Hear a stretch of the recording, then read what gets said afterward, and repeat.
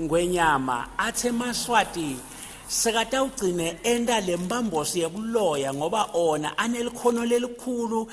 lekugadla ngemthi aloye silo sikhulu kulenzela ukuthi emaphoyisa asabetselele kakhulu ngekubasukela abayelele emasimini emataleni lapho khona batilimela umthundu wetinkuku bafike khona babhubhise bafike khona nje bafuthe ngetayiteli bagice emaphayiphi bathathe nemabhodo athi la Maswati Ngwenyama sitiba lesithulile siyashona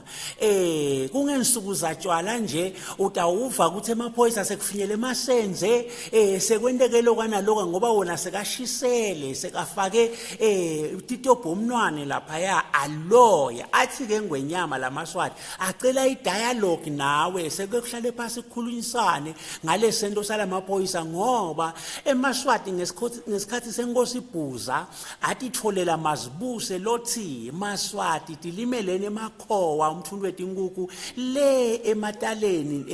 etigangeni ntiphilise gwicicile amaphoyisa sekaya khona le emataleni ayoshisa lo mthundu